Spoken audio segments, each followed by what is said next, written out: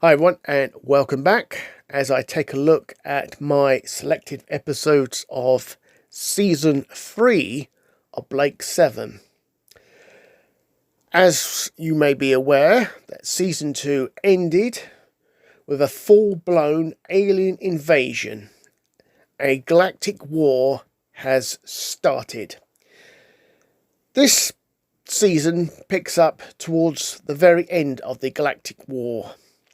A full alien counterstrike is underway, but the aliens lose the war. The Federation have won, but they have won at a cost. A dramatic cost. That's going to cost the Federation time to rebuild.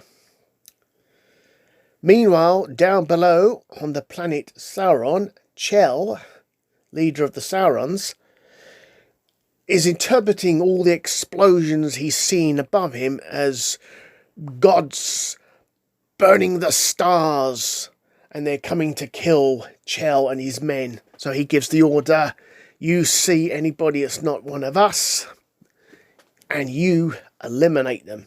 And that's exactly what he does, actually. Life pods come down. Chell and his men take out 2 Federation personnel, and they keep their eyes peeled for more. Meanwhile, back on the Liberator, that has suffered very significant damage. The crew are advised they've got to get off. It's time to evacuate to the life pods and depart the Liberator. And that's exactly what they do. Avon succumbs to being knocked out by an explosion. Fortunately for him, he's got Aurak with him, and he sort of briefly comes to in his pod, and he tells Aurak, get him down. And that planet below is Sauron, of course. So, he crash lands on the planet, and he also has a run-in with Chell and his men. Avon, of course, is all beaten up, and he's just no match for them. And he could have been, well, history. But fortunately for Avon, the intervention of a very mysterious woman with a bow and arrow has come to his aid. And she picks up Avon and takes Avon back to a little hiding place, a small cave, and sort of helps him back to more alertness of the mind, you could say. So he sort of comes around a bit more, and he's more alert, and he realises where is Aurak. And the mysterious woman introduces herself as Dana. And he tells Dana, you've got to take me back to the site. And that's exactly what happens. And he retrieves Aurak. And while Dana then escorts Avon back to her base underneath the sea, Avon has a surprise encounter behind him. Somebody he least wants to meet. In Kungmin, President Servalan. There's a bit of bargaining going on, and eventually, obviously, with Chell and his men hot on their trail, Dana helps Avon and Servalan down through the entry lock into their sort of underwater base. Meanwhile, above, Chell has discovered this entry point and obviously plans to start breaking in. And that's exactly what he does a little bit later on. Meanwhile, Avon is introduced to Hal Mellamy, who has a device fitted because of his resistance to the Federation as a gun seller. He was interrogated by the Federation and went on the run, and they got a little bit too keen and literally destroyed his eyesight. The device on him helps him to get some eyesight back. And Hal informs him that the Federation did win the war, but at an alarming cost. 80% of their military was wiped out, and Star One also was gone. A bit later on, Avon, through Aurak, contacts Zen aboard the Liberator, has a chat with Zen. The repairs are going well, and then Zen informs Avon a ship is approaching the Liberator, and Avon is wondering should he destroy it or not. It may be some of the other crew members, so he basically says to Zen, don't destroy it, let it dock. Meanwhile, back by the entrance lock, Chell and his men are hammering away, making a noise. So Hal and Dana and Lauren go up top, sneak round the back of them, and basically give them a good blasting with, well, guns that inflict pain. That's the only way I could describe it. And that's what happens to Chell and his men. Dana holds a slightly different point of view from Hal in the terms that she'd rather wipe out Chell and his men, but Hal won't allow it. And so they keep shooting at him, sort of inflicting this pain on Chell and his men. So they get the message not to tamper around with this entrance lock. Meanwhile, back inside the base, Servalan is trying to coach Avon to round her thinking.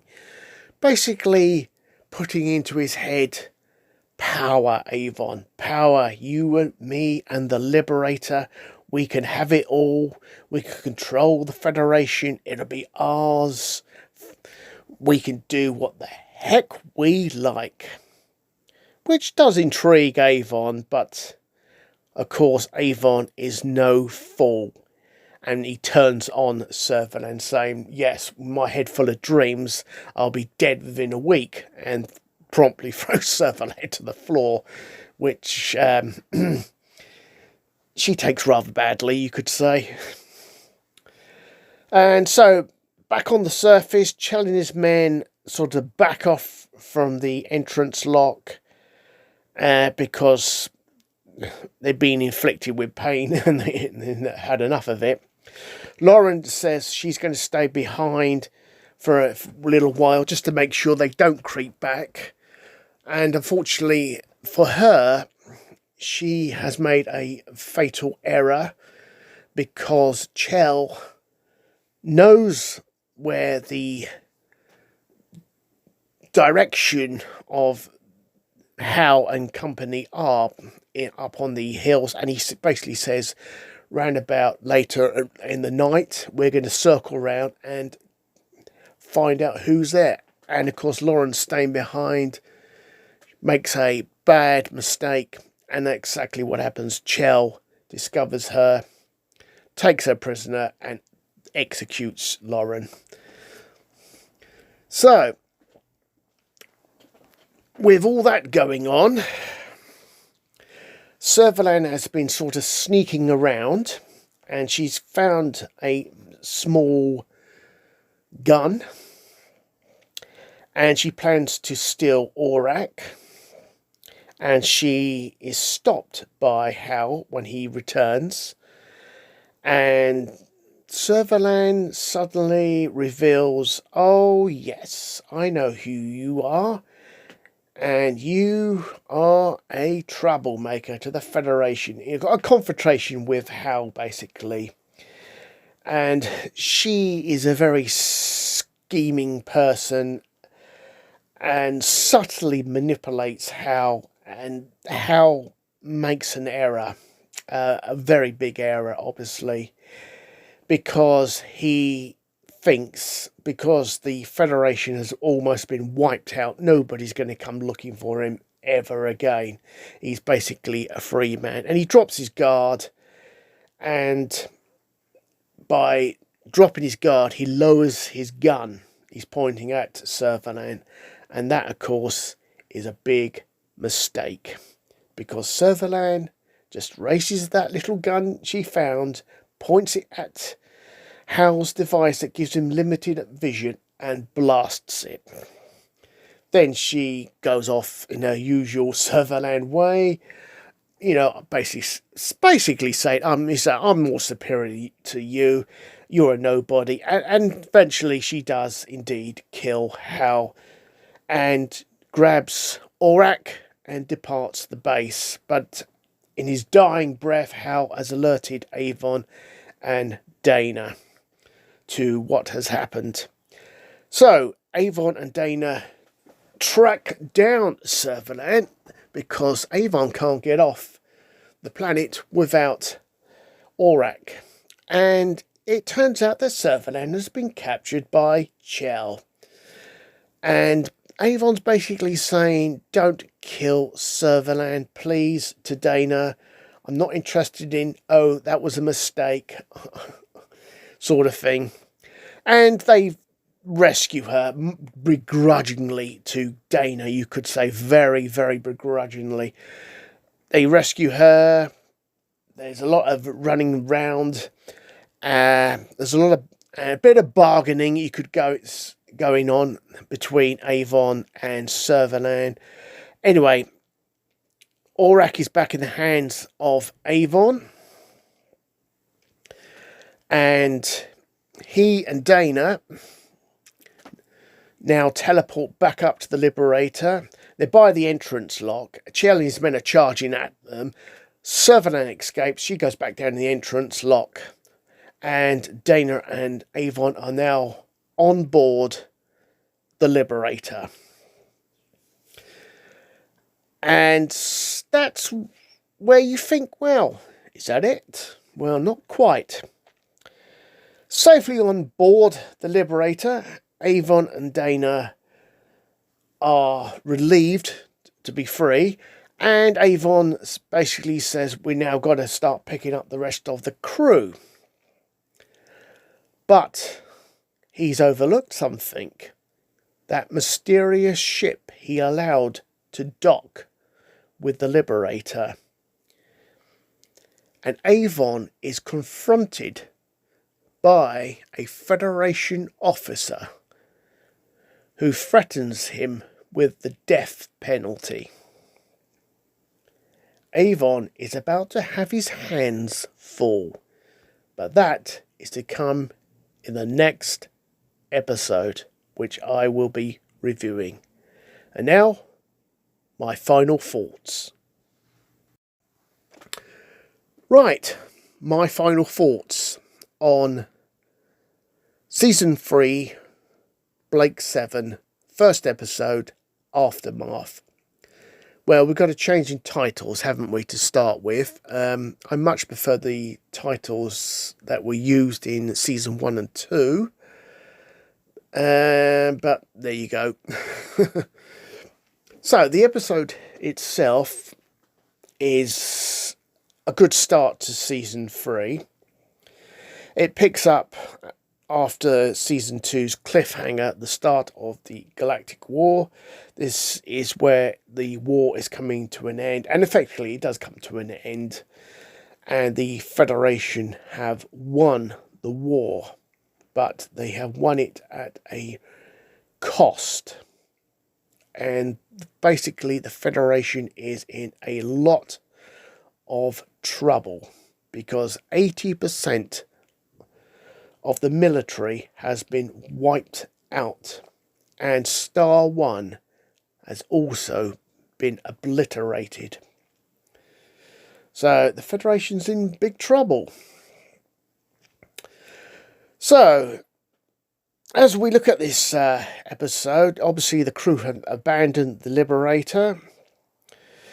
Avon is on the planet Sauron. He's rescued by a new character who will be joining the crew, that of Dana, who will be replacing, obviously, Jenna. And we also get introduced to Servalan, her new title, Incoming President Servalan, who turns up to basically to say, hey, didn't we do well? And it's just basically a power grab by Servalan. And obviously she does become president of the Federation, what's left of it. I did enjoy the character of Hal Mellanby. He really was a great character. It's just a shame that he got killed. He's so cool. That's the only way I could describe him. So cool. I know that sounds a bit odd. Yeah, so it's a good start. Obviously, Avon, through Aurak, is in contact with the Liberator. It's slowly repairing itself. It's on its way to pick up Avon. I forgot to mention that in my rundown of the episode. I do apologise. Yeah, so while all this is going on the planet Sauron, the Liberator is in fact on its way to pick up Avon. And that's exactly what happens at the end of the episode. They teleport back up to the Liberator. So Avon is obviously back on board. And he's got a new crew member with him. And obviously, this is not the end of the particular story, because this is going to continue in the next episode, because the Federation are aboard the Liberator. So it's going to be a tricky time for Avon to outwit them who are aboard the Federation, particularly one of them. So overall, Aftermath is a great episode. I enjoyed it. See you next time. Goodbye.